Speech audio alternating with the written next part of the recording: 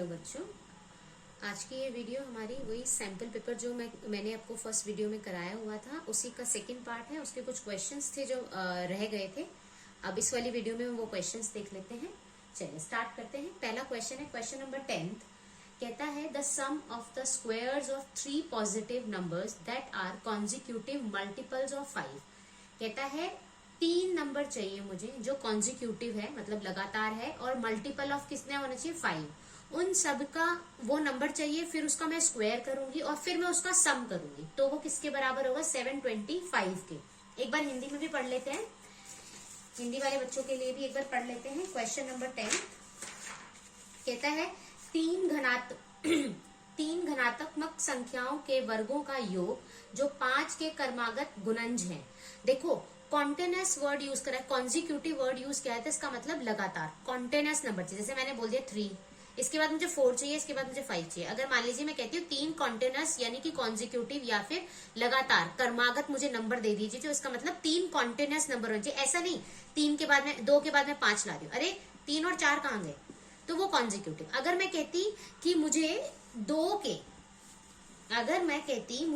के ना मल्टीपल चाहिए, मतलब 2 के गुणज चाहिए, तो 2, 4, 6, 8, 10 होता, राइट। मैं कहती मुझे ना कोई भी लगातार 3 उठाकर बता दो जो 2 के गुणज है, कोई भी लगातार 3 उठा लो, तो मैं इनको ले सकती हूँ, मेरी मर्जी है। मैं ऐसे नहीं ले सकती 2 ले लू, 6 ले लू, 8 ले लू, नो 4 कहाँ गया, कॉन्टिन्यूअस नहीं है ये कॉन्जिक्यूटिव नहीं है, ये क्रमागत नहीं है। क्लियर है? हिंदी इंग्लिश दोनों में मैं क्लियर करती हुई चल रही हूँ।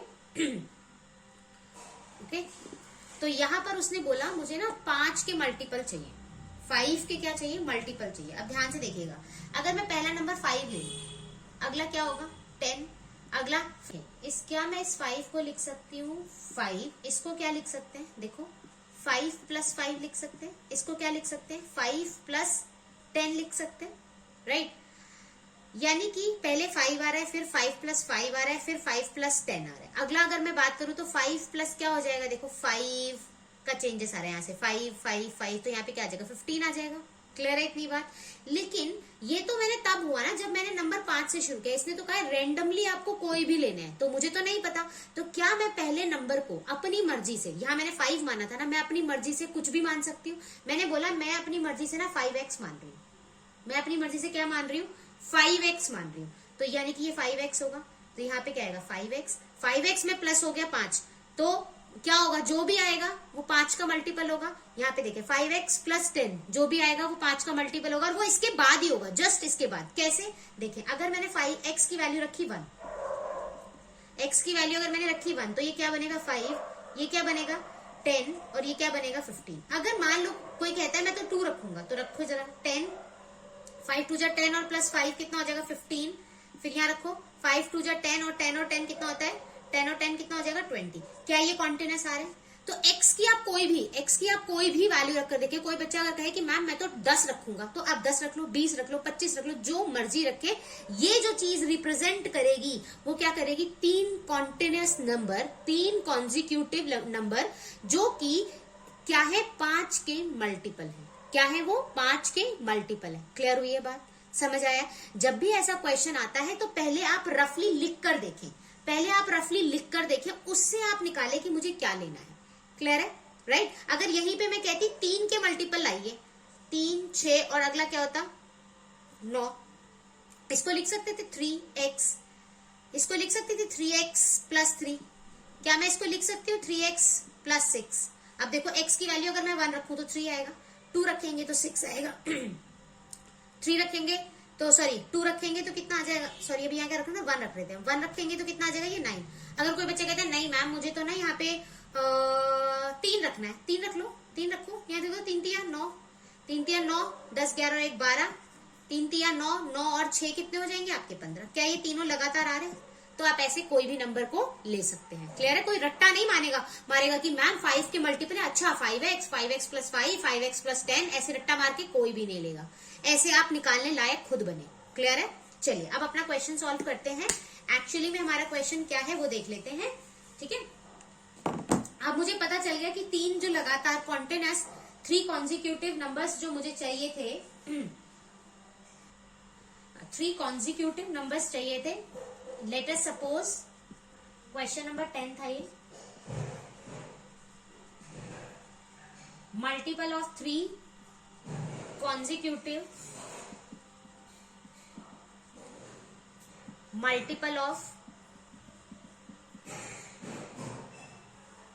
मल्टीपल्स ऑफ 5 क्या है। अब कोई किसी को ऐसे रट्टा मारने की जरूरत नहीं है। इसका मतलब क्या होने वाला है, पहला होगा 5x, first 5x, second 5x plus 5, third 5x plus 10। इसके बाद वो क्या कहता है मुझे, वो कहता है इन तीनों का मुझे स्क्वायर चाहिए। इन तीनों का मुझे क्या चाहिए, स्क्वायर चाहिए। तो कर लेते हैं, क्या होगा तीनों का स्क्वायर, देखें 5x का स्क्वायर करेंगे, 5x प्लस 5 का स्क्वायर करेंगे, अच्छा, और 5x प्लस 10 का स्क्वायर करेंगे। उन्होंने कहा तीनों का स्क्वायर कर दो और ऐड कर दो। देखो यही वर्ड यूज किया है, सम ऑफ द स्क्वायर्स। उन्होंने कहा था इसका स्क्वायर करें, इसका स्क्वायर करें, इसका स्क्वायर करें एंड ऐड करें। यही वर्ड यूज किया है, sum of the squares, sum of the squares of 3 positive numbers. ठीक है, पॉजिटिव है। अब तीनों का मैंने स्क्वायर कर दिया, इन तीनों का सम विच इज इक्वल टू किसके बराबर दिखाया उसने, 725 के।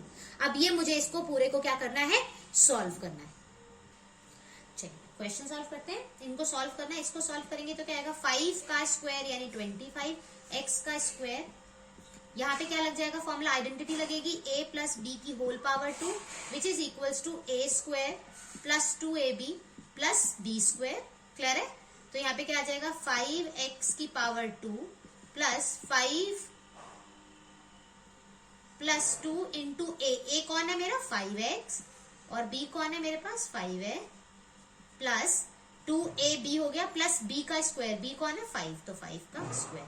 सिमिलरली यहाँ पर अप्लाई करेंगे फॉर्मूला, देखें ये क्या हो जाएगा मेरे लिए, a हो जाएगा 5x, तो यहाँ क्या लिखेंगे 5x की पावर 2 प्लस 2a कौन है मेरे लिए 5x, b कौन है मेरे लिए 10, और फिर क्या आएगा प्लस में b का स्क्वायर यानी 10 का square which is equals to 725। अब कर लेते हैं, देखिए ये क्या आ जाएगा 25x स्क्वायर, ये 5 जाके आ जाएगा 25x स्क्वायर।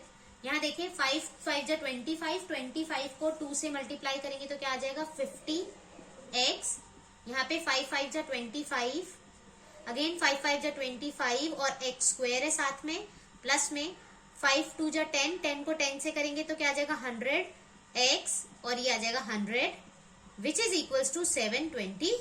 अब देखिए जरा, जो जिसका दोस्त है वो उसके साथ काम करेगा, मतलब अगर x स्क्वायर का दोस्त है तो वो x स्क्वायर के साथ ही काम करेगा। ठीक है, अब देखो कितने x स्क्वायर है, 1 2 और ये 3, तो 25 plus 25 plus 25 which is equals to 75x square. Clear है। अब देखो x का पार्टनर कहाँ दिखाई दे रहा है, एक ये रहा। ठीक है, तो ये कितना हो जाएगा 150x।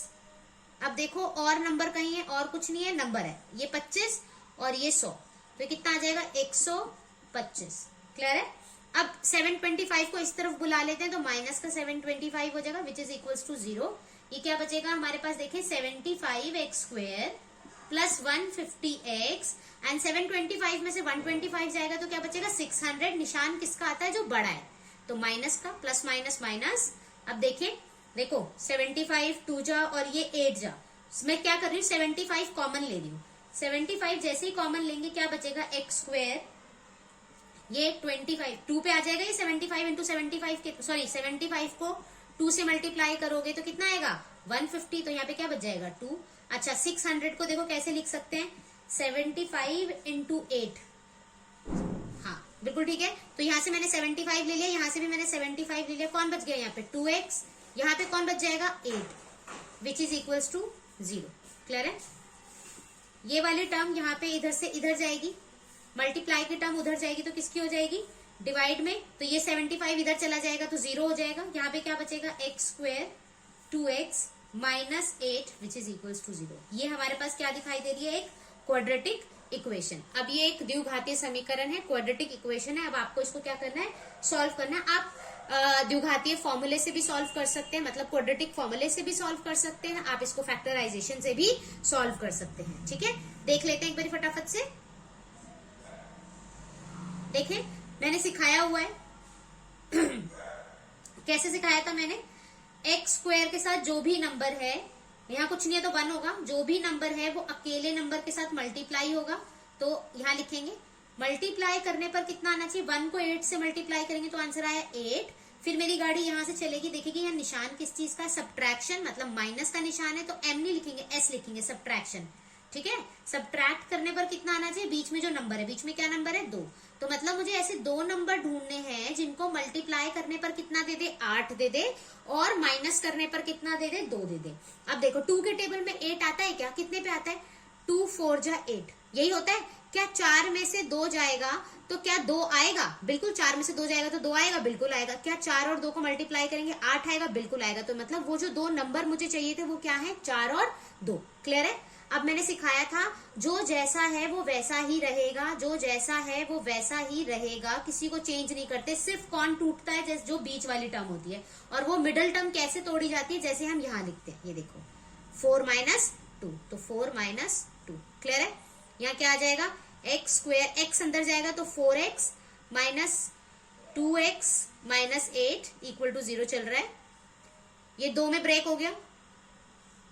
इन दोनों में देखो एक जैसा क्या दिखाई दे रहा है, x कॉमन ले लेंगे, यहाँ कौन बचेगा, x प्लस 4। यहाँ देखो दोनों में एक जैसा क्या दिखाई दे रहा है, देखो एक तो मुझे माइनस का साइन दिखाई दे रहा है, दूसरा 2 दिखाई दे रहा है। कैसे, देखो यहाँ से अगर माइनस का 2 ये चला जाएगा तो कौन बचेगा, यहाँ पे x बचेगा। देखो 4 को मैं 8 को मैं लिख सकती हूँ 2 × 4, 2 × 4 लिख सकते, तो 2 चला गया तो कौन बच गया, मेरे पास 4 बच गया। राइट। देखो माइनस का चला गया बाहर, और बाहर अगर ब्रैकेट के बाहर अगर माइनस का साइन जाएगा तो अंदर के साइन क्या होंगे, चेंज होंगे। ये याद रखें, बाहर से अंदर जाए या अंदर से बाहर आए, माइनस का साइन अगर ब्रैकेट के बाहर विजिबल हो रहा है तो इसका मतलब अंदर के साइन वो क्या करेगा, चेंज करेगा। तो इसका मतलब ये माइनस का तो किसका हो जाएगा, प्लस का। क्लियर है। Which is equals to 0। आ गए ये दोनों एक जैसे, अगर ये दोनों एक जैसे आए तो इसका मतलब हम बिल्कुल ठीक है, हमने कोई गलती नहीं करी है। तो ये क्या हो जाएगा, अब यहाँ से कॉमन ले लेंगे x + 4, यहाँ से x + 4 चला गया, कौन बच गया, x। यहाँ से x + 4 चला गया, कौन बच गया, -2, विच इज इक्वल्स टू 0। एक बार इसको 0 के बराबर रखो, एक बार इसको 0 के बराबर रखो, आपकी x की 2 वैल्यू आ जाएगी। एक क्या आएगी, x इक्वल्स टू -4, और एक क्या आ जाएगी आपके पास 2। That is your answer. लेकिन उसने वर्ड यूज किया था कि मुझे पॉजिटिव नंबर चाहिए, तो पॉजिटिव नंबर चाहिए तो हमारे लिए हम क्या किसको कंसीडर करेंगे, 2 को, और -4 को छोड़ देंगे। तो मेरे लिए आंसर क्या होगा, अभी देख लेते हैं। नेक्स्ट क्वेश्चन में वो कहता है, draw pair of tangent to a circle of a radius 6 centimetre which are incline to each other at an angle of 60 degree. उसका कहने का क्या मतलब है कि एक ना पेयर ऑफ टेंजेंट बनाइए, एक सर्कल से पेयर ऑफ टेंजेंट बनाइए जो कि एक दूसरे से इंक्लाइंड कर रही है, मिल रही है, एक दूसरे पर झुकी हुई है 60 डिग्री के एंगल पे। इसको ये आपको कंस्ट्रक्ट करना है। क्लियर है, ये आपको कंस्ट्रक्ट करना है।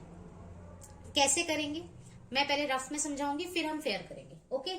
सबसे पहले एक बात बताइए, आपको एक चीज पता होनी चाहिए, ये एक मेरा एक सर्कल है, ये मेरी रेडियस है, और ये मेरी एक टेंजेंट है। तो रेडियस और टेंजेंट के बीच में जो एंगल बनता है ना, वो हमेशा 90 डिग्री बनता है।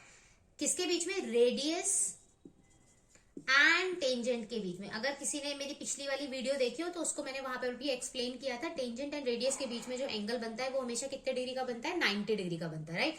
अगर मान लीजिए किसी बच्चे ने यहाँ पर एक रेडियस ड्रॉ करी और वो कहता है मैम यहाँ पे मैं एक टेंजेंट बना रही हूँ, तो ये जो अगर मान लीजिए मैं यहाँ पे टेंजेंट बना रही हूँ, ठीक है, ये बनी है मेरी टेंजेंट। अब मैं अगर यहाँ से यहाँ पे रेडियस बनाऊंगी तो यहाँ पर जो एंगल बनना चाहिए वो 100% कितना बनना चाहिए, 90। अगर नहीं बनेगा तो इसका मतलब मैंने कुछ गलती करी है। ठीक है, तो हमेशा याद रखें, रेडियस और टेंजेंट के बीच में जो एंगल बनता है वो कितने डिग्री का बनता है, 90 डिग्री का। क्लियर है।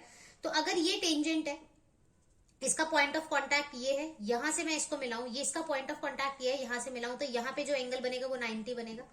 यहाँ पे एंगल क्या बनेगा, 90। सब भूल जाओ। क्या ये क्वाड्रिलेटरल दिखाई दे रहा है आपको, दूसरी लाइन, तीसरी लाइन और ये एक चौथी लाइन, क्या ये क्वाड्रिलेटरल दिखाई दे रहा है, यस। अगर मैं नाम दे दूं इसका A, B, C और इसको दे देते हैं D, तो angle A plus angle B plus angle C plus angle D is equals to 360 degree. Right. Angle A कितने डिग्री का है, 90 डिग्री। एंगल B कितने डिग्री का है, 60 degree. Angle C 90 degree. Angle D मुझे नहीं पता, ओके कोई बात नहीं। देखिए जरा, 90 है, 90 और उसको प्लस कर देंगे 240, 360 डिग्री। इसमें से इसको माइनस करेंगे तो एंगल डी कितना आ जाएगा 120 डिग्री। मतलब जो सेंटर पे एंगल बन रखा है वो कितने डिग्री का है 120 डिग्री। आई होप इतनी बात क्लियर है, समझ आया। ये काम फेयर में करना होता है, ये रफ काम नहीं होता। जब अगर ऐसा ये क्वेश्चन इस टाइप का क्वेश्चन आता है इंक्लिनेशन का, मतलब दो टेंजेंट आपस में इंक्लाइंड कर रही है, एक जगह झुकी हुई है, एक जगह जहां पे मिल रही है वहां जो झुकी है वहां पर ये एंगल 60 डिग्री का बना रहा है या 90 डिग्री का बना रहा है, जितने भी डिग्री का अगर आपको क्वेश्चन आ जाता है तो हमेशा आपको ये चौथा एंगल निकालना होता है ऐसे। क्लियर है इतनी बात? ओके, तो अब मुझे क्या क्या पता है कि एक सर्कल है, ये एक एक्सटीरियर पॉइंट है जिस पर ये दोनों टेंजेंट बनी हुई हैं, दोनों टेंजेंट बनी हुई हैं, और यहां पर एंगल 60 डिग्री का है। ये मेरा पॉइंट ऑफ कांटेक्ट है, ये मेरा पॉइंट ऑफ कांटेक्ट है, तो ये रेडियस यहां बनेगी और एक रेडियस यहां बनेगी, ये दोनों 90 डिग्री के बनेंगे, और यहाँ पे ये 120 डिग्री। इतना काम आ चुका है मेरे पास कि मुझे ये काम करना है। अब कैसे करना है वो देख लेते हैं, कैसे करेंगे देखें।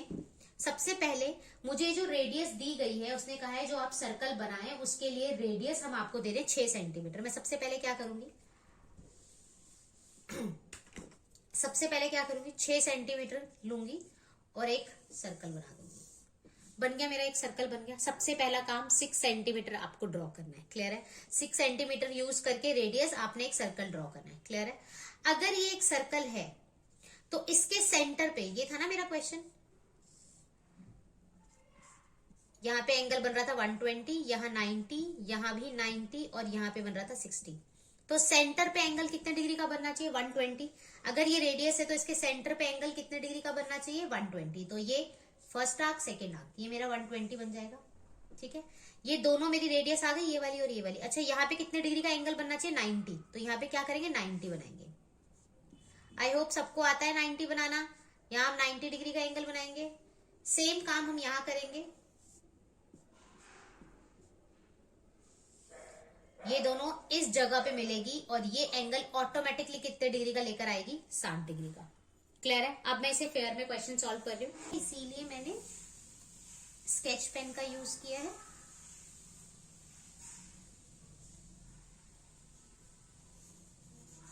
ओके, फिर सेकंड पॉइंट, इसके बाद हमें क्या करना था, हमें रेडियस, जो मैंने रेडियस ली है वो खींच लेते हैं। ये देखें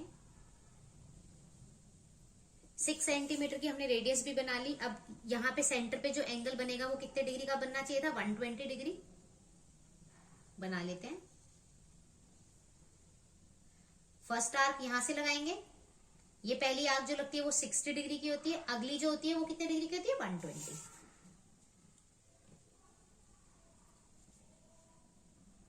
सेंटर है ये,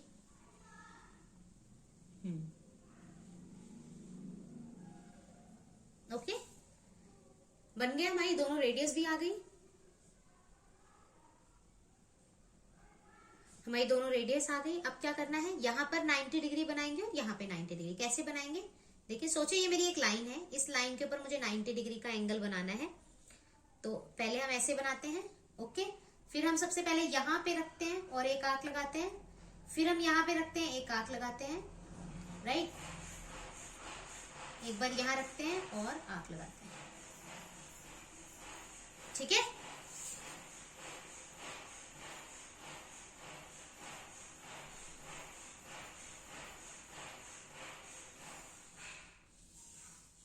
ओके, ये हमारा 90 डिग्री यहाँ पे बन गया। अब सेम काम हम यहाँ पे करेंगे। देखिए कैसे करेंगे, जहां पे है ये देखें बना दिया। पहली आंख कहां से लगाएंगे, यहां से, फिर दूसरी आंख यहां से लगाएंगे, ठीक है। अब एक आंख यहां से और एक आंख यहां से, तो ये कितने डिग्री का बनेगा हमारा 90 डिग्री का।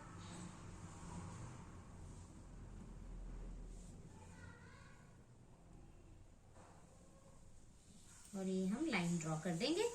ये थोड़ी सी और एक्सटेंड होगी और ये आपस में मिलेगी जिस जगह पे, ये मेरी कॉपी पे आ नहीं रहा, ओके। ये एक जगह मिल जाएगी, देखिए यहां मिल रही है, ये यहां मिलेगी और यहाँ पे जो एंगल बनाएगी वो कितने डिग्री का बनाएगी 60 डिग्री। ये 60 डिग्री, ये 90 डिग्री, ये भी 90 डिग्री और ये कितना हो जाएगा 120 डिग्री। क्लियर है ये बात? सबको समझ आ गई कैसे बनाना है? आगे देखते हैं। अब इसी में इन्होंने एक क्वेश्चन दिया हुआ है, इन्होंने इसी में एक क्वेश्चन दिया हुआ है, वो क्या दिया हुआ है जरा देखते हैं। कहता है जो आपकी टेंजेंट बनकर आई है ना उसकी लेंथ बताएं। कहता है जो टेंजेंट आपकी बनकर आई है उसकी लेंथ। ओके, वो क्या चाहता है कि हम इसकी लेंथ की टेंजेंट की लेंथ बताएं। आपको पता है सिंगल पॉइंट से जब ये ड्रॉ करी जाती है, दो पेयर है तो दोनों की लेंथ कैसी होगी, इक्वल होगी। किसी एक ही निकालेंगे वो उसके बराबर आ जाएगी, राइट। अब देखें, अगर मैं यहाँ पर एक बाइसेक्टर ड्रॉ कर दूं तो ये एंगल कितने डिग्री का बन जाएगा, 60 की जगह 30। यानी कि मैं इसको देखो ड्रॉ कर रही हूँ, ये मैंने एक बाइसेक्टर ड्रॉ कर दिया। ये एंगल कितने डिग्री का था, यहाँ पे 90 डिग्री, ये 90 था, ये 120 है। यहाँ मेरे को उस पर नहीं ध्यान देना, मुझे यहाँ ध्यान देना। देखो 60 का आधा बाइसेक्टर मैंने इसका ड्रॉ किया तो यहाँ पे कितना हो जाएगा, 30 डिग्री। क्लियर है ये बात, ठीक है। अब इसको थोड़ा और अच्छे से, ये ऐसे हवा में लटका हुआ है, थोड़ा ठीक कर लेते हैं। अब इसको क्या मैं ऐसे लिख सकती हूँ, this is 90 degree, this is 30 degree, right. तो ये क्या होगा मेरे लिए, बेस होगा। यस, ये मेरे लिए क्या होगा, परपेंडिकुलर, और ये मेरे लिए क्या होगा, हाइपोटेनस, राइट। यहां अगर मैं जाती हूँ, ये मेरे लिए क्या होगा, बेस होगा, ये मेरे लिए क्या होगा, परपेंडिकुलर होगा, ये मेरे लिए क्या हो जाएगा, हाइपोटेनियस हो जाएगा। क्लियर है। वापस से मैं पिक्चर यहाँ पेस्ट कर रही हूँ, तो ये वाली जो चीज होगी वो मेरा क्या होगी, बेस होगी। ये वाली जो चीज होगी ये, दिस इज परपेंडिकुलर, और ये जो होगी मेरी क्या होगी, हाइपोटेनियस। अच्छा, हिंदी में बताना भूल गई, क्या होता है ये आधार, ये क्या होता है आपका लंब, और ये क्या होता है हमारा कर्ण। तो ये क्या हो जाएगा आपका कर्ण, ये हमारा क्या आ जाएगा कर्ण, ये क्या आएगा हमारा लंब, और ये क्या आ जाएगा हमारा आधार। क्लियर है ये बात। अच्छा, अब मैं क्या इसमें पाइथागोरस थ्योरम लगा सकते हैं। पाइथागोरस थ्योरम क्यों लगाएंगे, अच्छा हम तो इसको ट्रिग्नोमेट्री से सॉल्व कर सकते हैं। मुझे क्या चाहिए, मुझे ये चाहिए, मुझे बेस चाहिए। क्या मुझे ये पी पता है, उसने दिया था ना 6 सेंटीमीटर का सर्कल, 6 सेंटीमीटर दिया था ना, तो इसका मतलब ये 6 है। मुझे बी पता करना है, तो पी और बी का कॉम्बिनेशन कौन सा होता है, 10 का होता है। कितने डिग्री का एंगल लेंगे, 30 डिग्री का। गलती मत करना, 60 मत ले लेना, 30 डिग्री का, which is equal to P upon में बी। पी की वैल्यू कितनी थी, 6। बी की वैल्यू हमें नहीं पता, 30 की वैल्यू कितनी होती है, 1/√3। इधर चला जाएगा और ये इधर आ जाएगा, 6/√3 सेंटीमीटर है, सेंटीमीटर। यानी कि लेंथ ऑफ द टेंजेंट, ये स्पर्श रेखा की लंबाई कितनी आ जाएगी, 6/√3। आई होप क्लियर है।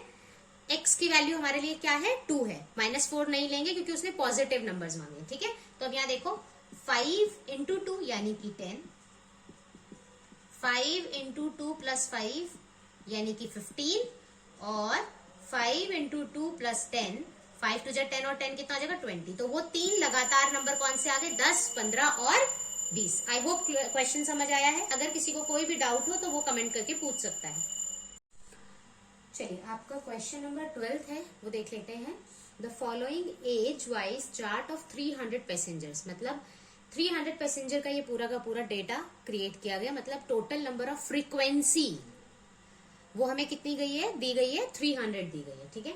Flying from Delhi to Pune is prepared by the airline staff, उसने बनाया है। ये आपका डेटा पूरा बना के दिया गया है, हिंदी मीडियम में भी दिया गया है। क्वेश्चन नंबर 12 हिंदी में भी देख लेते हैं एक बार। हिंदी में कहते हैं, दिल्ली से पुणे के लिए उड़ान भरने वाले 300 यात्रियों का निम्नलिखित आयु अनुसार चार्ट एयरलाइंस के कर्मचारियों द्वारा तैयार किया गया है, ठीक है। तो इसका मतलब ये हमें 300 लोगों का डेटा दिया गया है कि अच्छा लेस देन 10 जिसकी एज होगी, कितने लोग हैं, 14 है। ऐसे ही बिलो करते हुए उन्होंने दिया हुआ, ठीक है। एनीवे जो भी है, हमें 2 चीजें यहाँ पे सीखने, एक क्लास इंटरवल कैसे ठीक से बनाया जाए, दूसरा अगर तुम यहाँ पे ध्यान लगा पा रहे हो तो उसने बोला टोटल नंबर ऑफ पैसेंजर, मतलब टोटल नंबर ऑफ फ्रीक्वेंसी, बारंबारिता हमें कितनी दी हुई थी, 300, और लास्ट में यहाँ पर भी टर्म क्या दी गई है, 300। अगर आप पीछे जाकर देखें तो मैंने बताया था कॉम्युलेटिव फ्रीक्वेंसी, संचय बारंबारिता का जो आखिरी टर्म होती है, आखिरी नंबर होता है, वो हमेशा बारंबारिता यानी फ्रीक्वेंसी के सम के बराबर होता है। वो हमेशा समेशन FI होता है, याद आ रहा है। और ये 300 इसका मतलब ये हमें क्या दिया हुआ है, ये हमें CF दिया हुआ है, ये हमें CF मतलब कॉम्युलेटिव फ्रीक्वेंसी दी हुई है। इससे हमें क्या निकालनी है, फ्रीक्वेंसी। तो इसका मतलब यहाँ पे 2 चीजें, एक क्लास इंटरवल को ठीक से करो, दूसरा ये सॉल्व करो, ठीक है। सबसे पहले क्लास इंटरवल देख लेते हैं। देखिए वो कहता है कि लेस देन 10 करें। क्या कहता है, लेस देन 10 होने चाहिए। तो 10 और 10 से छोटे, मुझे नहीं पता वो कितने छोटे हैं, ओके। नेक्स्ट कहता है 20 लेस देन 20, तो मतलब 20 से छोटे। देखो 10 से छोटे तो यहाँ आ गए, तो 10 के बाद वाले कहाँ जाएंगे, यहाँ। तो क्या लिख सकते हैं, 10 से लेकर 20 तक के यहाँ पर आएंगे, राइट। अब यहाँ तीसरे में कहता है 30 से लेस, तो यानी कि 20 तक से बिलो यहाँ चले गए तो 20 टू 30 कहाँ जाएंगे, यहाँ जाएंगे। कहता है 40 से लेस तो 40, या कहता है 50 से लेस तो 50, 60 से लेस तो यानी 60, 70 से लेस तो 70, 80 से लेस मतलब 80। मतलब यहाँ कहने का क्या मतलब था, 40 से छोटे, तो भैया 40 से छोटे कहाँ तक आएंगे, 30 तक तो यहाँ चले गए, तो यहाँ कहाँ आएंगे 30, और 30 से 40 के बीच में। यहाँ देखें, यहाँ कौन से आएंगे, ऑब्वियसली 40, यहाँ कहाँ आएगा 50, यहाँ क्या आएगा 60, यहाँ क्या आएगा 70। सबके बीच में गैप कितने का दिखाई दे रहा है, 10-10 का, तो इसका मतलब ऑब्वियसली यहाँ क्या आएगा 0, 0 से 10, 10 से 20, 20 से 30, 30 से 40, 40 से 50, 50 से 60, 60 से 70, 70 से 80। क्या ये कॉन्टिन्यूस फ्रीक्वेंसी बन गई, सॉरी कॉन्टिन्यूस हमारे क्लास इंटरवल बन गई? यस, बिल्कुल बन गई। हमारा एक काम हो गया। अब बारी आई सीएफ की, ठीक है। कैसे करेंगे ध्यान से देखेंगे। ये हटा दूं, ये रब कर दूं, कोई प्रॉब्लम तो नहीं। अब देखिए, फर्स्ट एज इट इज रहेगा 14 का 14 रहेगा, फर्स्ट 14 का 14 रहेगा। अगला इसमें से इसको माइनस करें, प्रीवियस वन को माइनस करते हैं, तो 44 में से अगर मैं 14 माइनस करूंगी तो आंसर कितना आएगा 30। अच्छा, अब यहाँ पे आएंगे, इसमें से इसको माइनस करेंगे, प्रीवियस वन को माइनस करते हुए चले जाएंगे। 82 में से 44 को माइनस करेंगे तो कितना आएगा 38। 134 में से अब किसको माइनस करेंगे, 82 को, क्या आ जाएगा 52। 184 में से 134 माइनस करेंगे, कितना आ गया 50 आ गया। अब 245 में से 184 को माइनस करेंगे तो कितना आ जाएगा 61, और इसमें से इसको माइनस करेंगे तो कितना आ जाएगा हमारे पास 42, और इसमें से इसको माइनस करेंगे तो कितना आ जाएगा 13 आ जाएगा, राइट। अब इसको ऐड करके देखो, इन सबको ऐड करके देखो जरा कितना होता है।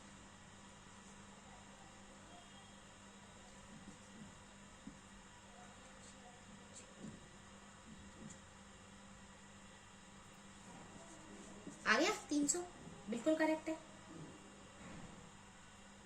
मैं रिपीट कर रही हूं, ध्यान से देख लें, ठीक है। लेस देन 10 का मतलब है 10 से कम, तो हमने क्या किया, 10 से कम मुझे नहीं पता, 20 से कम ठीक है मुझे नहीं पता, 30 से कम मतलब 30, हाईएस्ट अपर लिमिट क्या होगी 30 होगी ना, क्योंकि 30 से बाहर नहीं जा सकते, 30 से कम कम हमें काम करना है। ये कहता है 40 से कम, तो 40 हमारी हाईएस्ट हो जाएगी। 50 से कम यानी 50, 60 से कम यानी 60, और ये 70 से कम और ये 80 से कम। अगर मुझे इसे कॉन्टिन्यूअस क्लास इंटरवल बनाना है तो मैं यहाँ पे क्या लिखूंगी, ध्यान से देखिए 20। अब ये देखो यहाँ क्या आएगा 10 आएगा ऑब्वियसली, यहाँ क्या आएगा 20, यहाँ क्या आएगा 30, यहाँ क्या आएगा 40, यहाँ क्या आएगा 50, यहाँ क्या आएगा 60, यहाँ क्या आएगा 70। क्लियर है। तो ऑब्वियसली हमारी ऑब्जर्वेशन से हमें क्या पता चला, यहाँ पे क्या आना चाहिए 0। क्लियर है, ये बात समझ आइए। ये हमें सीएफ दिया हुआ था, राइट। तो सीएफ से हमें क्या निकालना था, एफ निकालना था, मतलब फ्रीक्वेंसी निकालनी थी, मतलब हिंदी में बारंबारिता निकालनी थी। कैसे निकालेंगे, पहला नंबर बिल्कुल सेम रहेगा, नेक्स्ट नंबर के लिए क्या करेंगे, प्रीवियस वन से माइनस करेंगे। 44 में से माइनस कर दिया 14 तो आंसर आ गया 30। 82 में से माइनस कर दिया 44 तो आंसर आ गया 38। 134 में से 82 माइनस कर दिया तो आंसर आ गया 52। ऐसे ही प्रीवियस वन में से हम माइनस करते चले जाएंगे और हमारा क्या आ जाएगा, फ्रीक्वेंसी आ जाएगी। ठीक है, चेक पॉइंट की सबको ऐड करके देखे 300 ही आना चाहिए। क्लियर है ये बात। चलिए अब क्वेश्चन सॉल्व करते हैं अपना। अब मैंने इसे प्रॉपर इस तरीके से लिख लिया है, ठीक है, क्लास इंटरवल और ये मेरी फ्रीक्वेंसी। ओके, अब अगर मुझे इस क्वेश्चन में उसने बोला है कि मीन निकालें, क्या निकालें, मीन निकालें, यानी हिंदी में क्या बोलते हैं, माध्य निकालें। देखें आपकी मर्जी है, आप डायरेक्ट मेथड लगाएं या अज्यूम मेथड लगाएं, यानी कि कल्पित विधि मेथड लगाएं, आप डायरेक्ट मेथड क्वेश्चन सॉल्व करें, आपकी मर्जी है। मैं इसको डायरेक्ट से सॉल्व करी, तो डायरेक्ट का फॉर्मूला क्या होता है, X I which is equals to summation F I into X I divided by summation F I. यही होता है हमारा फॉर्मूला। ओके, मैंने हमेशा कहा है जो भी चीज निकालने को आती है पहले आप फॉर्मूला लिखेंगे। क्लियर है। अब इस फॉर्मूले को देखकर मुझे सबसे पहले क्या दिखाई देगा कि समेशन एफ आई निकालना है। इस समेशन का मतलब क्या होता है, समेशन यानी सिग्मा जिसे आप बोलते हैं, समेशन, इसमें क्या दिखाई दे रहा है, सम। इसका मतलब ही ये होता है कि जिसके आगे भी ये लग जाता है, इसका कहने का ये मतलब होता है कि ये जो सारे नंबर्स हैं इन सबको ऐड कर दो, सम कर दो। ये एफ थे, ये सारे एफ आई को इसने बोला क्या, ऐड कर दो, तो हमने कर दिया 300। आ गया मेरा समेशन एफ आई की वैल्यू। आप ऐसे ही करते हैं ना, इन सबको ऐड करते हैं। क्यों करते हैं, क्योंकि यहाँ पे ये सिग्मा का साइन लगा हुआ है, राइट। अगले में कहता है सिग्मा कर दो किसका, मतलब सम कर दो किसका, एफ आई मल्टीप्लाई एक्स आई का। लेकिन मेरी पिक्चर में एक्स आई नहीं है, तो हम पहले एक्स आई निकालेंगे। एक्स आई कैसे आता था, एक्स आई कैसे आता था, lower limit plus upper limit divided by 2, lower limit upper limit divided by 2 यानी 10/2 दैट मीन्स 5। क्लियर है? तो यहाँ पे कितना आ जाएगा 5। Lower limit plus upper limit divided by 2 यानी कि निम्न सीमा उच्च सीमा दोनों को जोड़ेंगे डिवाइड करेंगे तो आंसर आ जाएगा 30 डिवाइडेड बाय 2, आंसर आ जाएगा 15। अगला देखें 20 प्लस 30 कितना होता है 50, 50 को अगर हम 2 से डिवाइड करेंगे तो आंसर कितना आ जाएगा 25। अब मैंने यहाँ से क्या सिखाया था, यहाँ देखें इनके बीच में कितने की दूरी दिखाई दे रही है 10 की।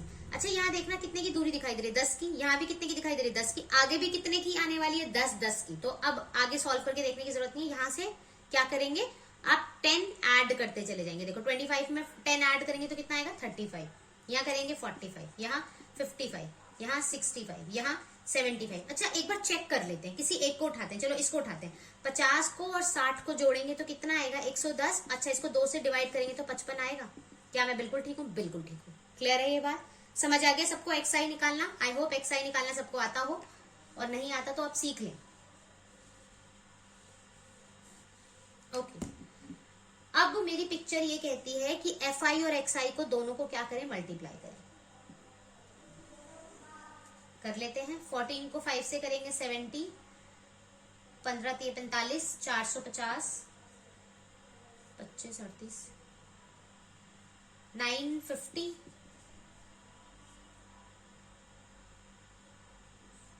182 0, 2250, इन दोनों को करेंगे 3355, इनको मल्टीप्लाई करेंगे आंसर का 2730, एंड इन दोनों को मल्टीप्लाई करेंगे 975। सबको ऐड कर देंगे।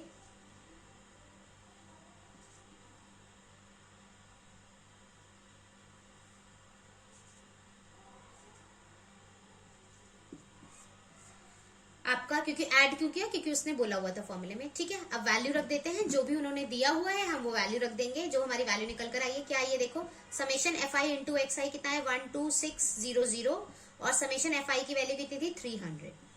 0 से 0 कट जाएगा, 3 1 जा 3, 3 4 जा 12, 3 2 जा 6, आंसर कितना आ गया 42। यानी कि जो मुझसे आप मांग रहे थे मीन, वो आंसर कितना आ गया 40। आई होप क्लियर है। चलिए क्वेश्चन नंबर 13 देख लेते हैं।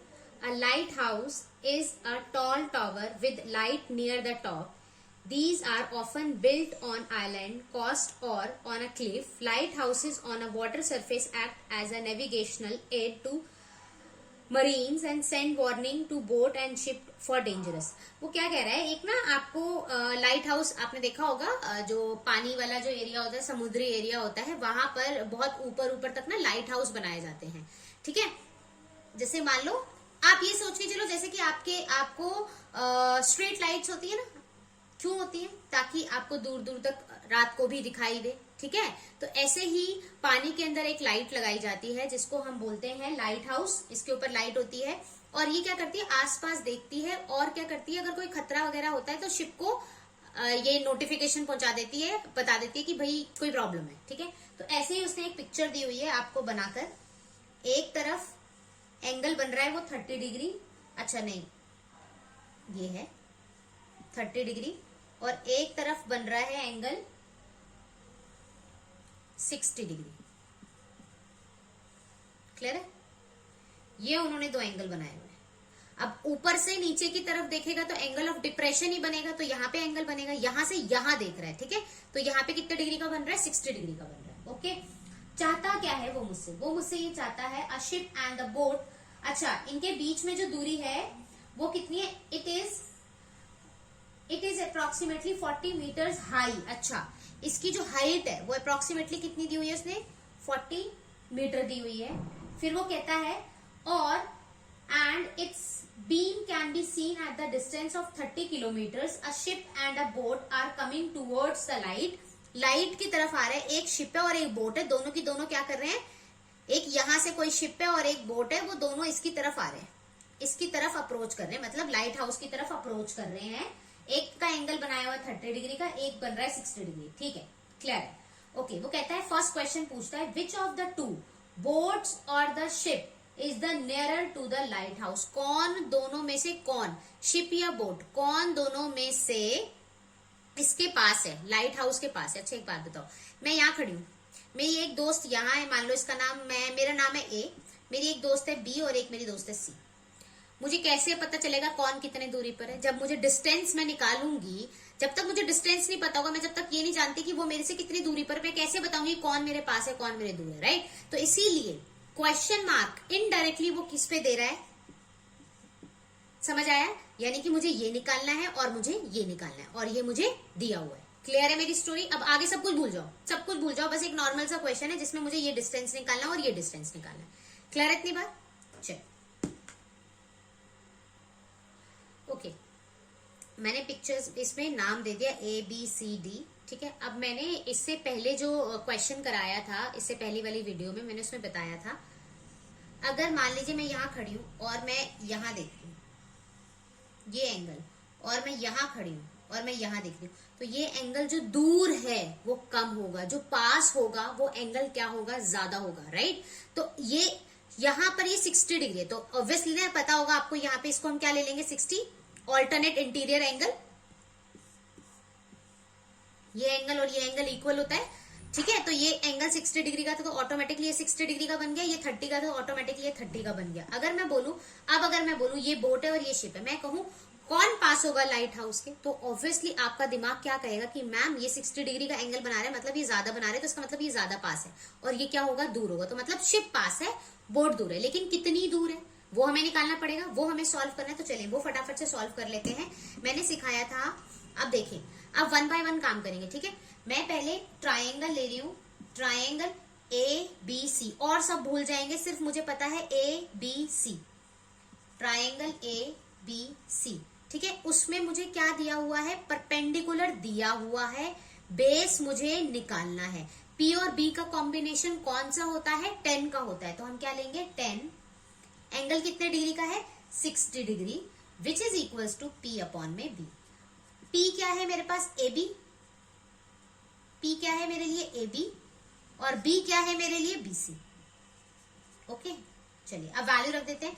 10 60 की वैल्यू होती है √3, AB की वैल्यू मुझे दी हुई है उन्होंने 40 मीटर, इसकी बेस की वैल्यू हमें नहीं पता, क्रॉस मल्टीप्लाई, BC यहां चला जाएगा और ये क्या बचेगा 40 अपॉन में √3। ये मेरा एक काम हो गया, क्लियर है। दूसरा, अब मेरा दूसरा ट्राइंगल है ABD, ABD। अब देखें इसमें क्या है 10 30 डिग्री, ऑब्वियसली बताने की जरूरत तो नहीं है ना, ये P और किसके ऊपर क्वेश्चन मार्क है, B के ऊपर, P और B ले लेंगे। यहां पर P की वैल्यू कितनी है AB और B की वैल्यू कितनी है BD। 10 30 डिग्री की वैल्यू कितनी होती है 1/√3, AB की वैल्यू कितनी थी 40 और BD की वैल्यू हमें नहीं पता, BD यहां शिफ्ट कर दें 40√3 मीटर, ठीक है जी। कौन पास है, कौन पास था, BC पास है और BD दूर है, तो डिस्टेंस समझ आ गया। BC की वैल्यू कितनी आ गई हमारे पास, BC की वैल्यू कितनी आ गई थी 40/√3, और इसकी वैल्यू कितनी आ गई हमारे पास, BD की वैल्यू कितनी आ गई 40√3। आप इसको और सॉल्व भी कर सकते हैं, पता है आपको, अगर इररेशनल नंबर डिनोमिनेटर में आता है तो आप इसको क्या करते हैं, रैशनलाइजेशन करते हैं, इसको ऐसे भी सॉल्व कर सकते हैं। 40√3 और डिवाइडेड बाय क्या है, √3 को √3 से मल्टीप्लाई करेंगे क्या आएगा 3, तो आप इसको एक्चुअली में यहां छोड़ेंगे, क्लियर है। तो दोनों में से कौन पास है, कौन पास है, शिप पास है, कितना पास है, इतना पास है। दोनों में से कौन दूर है, बोट दूर है, कितना दूर है, इतना दूर है, क्लियर है। Find the time taken by the boat to reach the lighthouse, मतलब इसको यहां से यहां तक आने में कितना टाइम लगा बोट को, वो बताइए। अगर बोट स्पीड है उसकी इसने मुझे स्पीड दे रखी है, देखिए स्पीड कितनी दी है 20 किलोमीटर पर आवर, ठीक है जी। और कहता है, और मेरे पास डिस्टेंस दिया हुआ है, डिस्टेंस मेरा कितना था 40√3 मीटर, सारी इंफॉर्मेशन मीटर में थी, क्लियर है मेरी बात। तो अब बहुत ध्यान से देखें, क्योंकि ये 40 मीटर था तो ऑब्वियसली मीटर आएगा। अब मुझे क्या निकालना है, मुझे निकालना है टाइम। तो टाइम क्या होता है, डिस्टेंस अपॉन में स्पीड। ओके अब मेरी बात ध्यान से सुनना, अगर मेरे हाथ में बंदूक है और मेरे सामने कोई तलवार लेकर लड़ने आ जाए तो क्या हमारी बात बन सकती है? नहीं ना, मैं तो 1 सेकेंड में शूट कर। ओके, अब देखें, ये किलोमीटर पर आवर की यूनिट लेकर बैठा है और ये किसकी लेकर बैठा है? मीटर की। तो पहले हमें चेंज करना पड़ेगा, मैं इसको चेंज करूंगी। आपको पता है मीटर के साथ किसका कॉम्बिनेशन होता है? सेकंड का, राइट। ये आवर्स में है, तो आवर्स को किस में चेंज करना पड़ेगा? पहले मिनट्स में। पहले हमें आवर्स को किस में चेंज करेंगे? मिनट्स में चेंज करेंगे। फिर मिनट से किस में जाएंगे? सेकेंड्स पे जाएंगे। क्लियर है या नहीं? तो यानी कि 2 टाइम 60 आ जाएगा। आई होप क्लियर है। यानी कि यहाँ पर भी 60 और यहाँ पर भी, इसके लिए भी 60। 2 टाइम मुझे 60 चाहिए। ये तो मेरा इसका काम हो गया। किलोमीटर, किलोमीटर को जब मैं चेंज करूंगी मीटर में, तो मैं किससे मल्टीप्लाई करूंगी? 1000 से। क्लियर है ये बात? तो यानी कि अगर 20 किलोमीटर है, सीधा सीधा सिर्फ 20 किलोमीटर है, इसको मुझे मीटर में बदलना है, तो मैं क्या करूंगी? 20 इंटू 1000, तो ये जाएगा 20,000। आई होप इतनी बात क्लियर है, समझ आया? राइट। चलिए इसको लिख लेते हैं। कैसे लिखेंगे? देखें, 40√3। अब देखिए, डिस्टेंस अपॉन में स्पीड। स्पीड कितनी है? 20 किलोमीटर है। अभी किलोमीटर पर आवर है, ठीक है जी। तो इसको मैं हटाऊंगी, इसको मैं हटाऊंगी, किलोमीटर को हटाऊंगी, तो मैं यहाँ 1000 से मल्टीप्लाई करूंगी। क्लियर है? और पर आर को हटाएंगे तो क्या करेंगे? 2 टाइम 60 से मल्टीप्लाई करेंगे। आई होप क्लियर है। ये किस लिए मैंने 2 टाइम 60 से मल्टीप्लाई करा? 1 मिनट्स के लिए। फिर मिनट से मुझे किस पे जाना है? सेकेंड्स पे जाना है। क्लियर है?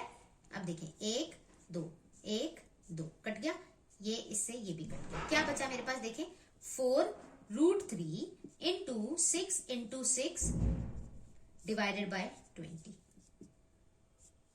5 से कट जाएगा। ये क्या जगह? 6 6 36 √3 डिवाइडेड बाय 5 किस में बदल जाएगा? मीटर सेकेंड में। अब ज्यादा से ज्यादा आप क्या कर सकते हैं? इस √3 को चेंज कर सकते हैं, आगे भी सॉल्व कर सकते हैं आप, अदरवाइज यहां भी छोड़ सकते हैं। 36 √3 को क्या लिख सकते हैं? 1.73 डिवाइडेड बाय 5।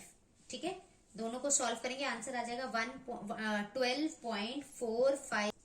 टाइम पूछा हुआ इसने, तो यानी कि 12.45 सेकेंड्स में वो यहां से यहां पहुंच जाएगा।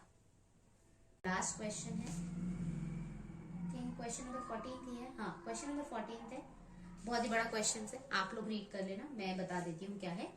यहाँ पे ना डॉल है एक, फिर एक डॉल है सेकंड, अभी थर्ड को छोड़ देते हैं, अभी डॉल 1 एंड डॉल 2 के बारे में बात करते हैं। ठीक है, एक डॉल है जो कि ये एप्पल की शेप की है, एप्पल को ही इसने डॉल बोल दिया है। ठीक है, दूसरे को ऑरेंज, इसको भी इसने क्या बोल दिया? डॉल बोल दिया है। ठीक है, जो ये एप्पल है ना, इसकी और ऑरेंज की जो रेडियस है, हिंदी में बोलते हैं ना त्रिज्या, जो है वो उन्होंने 2:3 दी हुई है। ठीक है जी, उसने ये 2:3 दी हुई है। मैं अपने लिए बोल रही हूं कि रेडियस ऑफ एप्पल 2 की जगह मैं 2x बोल दूं, कोई प्रॉब्लम तो नहीं है किसी को? अच्छा, फिर रेडियस ऑफ ऑरेंज, क्या मैं 3x बोल सकती हूँ? बिल्कुल बोल सकती हूँ। क्लियर है मेरी बात? इसको नाम दे देते हैं R1, इसको नाम दे देते हैं R2। ठीक है, अब इसमें वो क्या कहता है, इन दोनों जो ये एप्पल है और ऑरेंज, मतलब डॉल 1 एंड डॉल 2 है, उसके लिए उसने क्वेश्चन पूछा है। Question number first, what is the ratio of surface area of red spherical apple in doll 1 to the that of spherical orange in doll 2। मतलब डॉल 1 एंड डॉल 2 का आपको क्या निकालना है? सरफेस एरिया निकालना है, और वो कह रहा है उन दोनों का रेशियो बताओ। सरफेस एरिया का क्या बताना है आपको? रेशियो बताना है। तो हम कैसे करेंगे? देखो क्या करेंगे, सरफेस एरिया ऑफ किसका? एप्पल। शेप क्या होगी एप्पल की? स्फेरिकल है। ठीक है, and surface area of orange कैसा है? ये स्फेरिकल है, तो यानी कि इसका फॉर्मूला भी क्या होगा? 4πr²। मैंने नाम दिया R1, तो R1 का स्क्वायर 4πr2²। क्लियर है? रेशियो पूछा है तो हम ऐसे लिखेंगे, 4π कट जाएगा, R1 अब देखो R की वैल्यू 2x का स्क्वायर। इसका सेकंड पार्ट देख लेते हैं। सेकंड पार्ट में वो कहता है एक डॉल है, डॉल थर्ड, जो सिलेंड्रिकल है और उसका ऊपर फेस जो है वो स्फेरिकल रखा गया है। ठीक है, उसने एक कॉमन चीज बोली कि जो इस स्फेयर की और इस सिलेंडर की जो रेडियस है वो दोनों की सेम है। ठीक है, तो अगर मैं सिलेंडर की बात करूं या मैं किसकी बात करूं? स्फेयर की, दोनों की ही रेडियस सेम है, that is 3 centimetre and 3 centimetre. ठीक है, सिलेंडर की हाइट उन्होंने दे दी है 8 सेंटीमीटर। ओके, अब उसने क्या कहा, इसको ना, ये क्ले थी, क्ले मिट्टी, उसको तोड़कर उसने एक ड्रम बना दिया। क्या बना दिया? ड्रम। अब ये ड्रम अगेन कौन सी शेप है? सिलेंड्रिकल।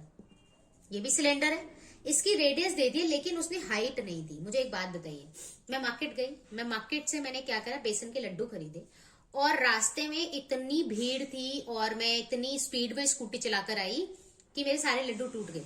मैंने घर आकर क्या करा, उन सारे लड्डुओं को ना एक बड़ा लड्डू बना लिया। तो उस एक लड्डू का और बहुत सारे जो लड्डू थे उन सबका वेट क्या रहेगा? 1 ही किलो रहेगा, चेंज तो नहीं होगा। तो सेम चीज, जब भी हम किसी चीज को, एक चीज को तोड़कर, मरोड़कर, मेल्ट करके कोई नया बनाते हैं, तो कभी भी उनका वेट, उनका वॉल्यूम कम नहीं होता है, सेम रहता है वो वॉल्यूम। क्लियर है? तो इसका मतलब इन सबका वॉल्यूम इक्वल होगा इसके वॉल्यूम के। क्लियर है? चलिए करते हैं, डॉल 3 का वॉल्यूम निकालते हैं। वॉल्यूम ऑफ डॉल 3 इक्वल होगा वॉल्यूम ऑफ ड्रम। इतनी बात क्लियर है? अच्छा, वॉल्यूम ऑफ डॉल के लिए, 3 के लिए क्या चाहिए मुझे? एक सिलेंडर और एक स्फेयर। तो यहां पे क्या आएगा? Volume of cylinder plus volume of sphere. यहां पे वॉल्यूम ऑफ ड्रम में क्या दिखाई दे रहा है? Volume of cylinder. हिंदी वाले समझ रहे हैं ना? वॉल्यूम किसका? ये बेलन दिखाई दे रहा है, बेलन का, और ये क्या दिखाई दे रहा है आपको? एक गोला। तो गोले का लगाएंगे आप आयतन, और किसका लगाएंगे? सिलेंडर यानी बेलन का आयतन लगाएंगे। और वो किसके बराबर है? हमारे इस ड्रम के। जो ड्रम किस शक्ल का दिखाई दे रहा है आपको? बेलन। क्लियर है? अब देखो, इसका फॉर्मूला क्या होता है? पाई आर स्क्वायर एच। इसका क्या होएगा? वॉल्यूम ऑफ स्फेयर क्या होता है? 4/3 पाई आर। आर दोनों की सेम थी, इसलिए मैं यहाँ पे आर की पावर सेम आर यूज कर लेती हूँ। वॉल्यूम ऑफ सिलेंडर का यहाँ पे क्या होएगा? पाई आर। आर देखो यहाँ भी सेम है, बिल्कुल आर यहाँ भी सेम है, तो यहाँ भी नाम दे दूं आर स्क्वायर एच। एच क्या दे देते हैं? अलग देंगे, क्योंकि हमें नहीं पता यहाँ पे क्या आने वाला है। ठीक है, देखो दोनों में से पाई मैं बाहर बुला सकती हूँ, दोनों में से आर मैं बाहर बुला सकती हूँ। आर स्क्वायर बुला लिया, कौन बचा यहाँ पे? एच। 4/3 पाई चला गया, और यहाँ बच गया आर।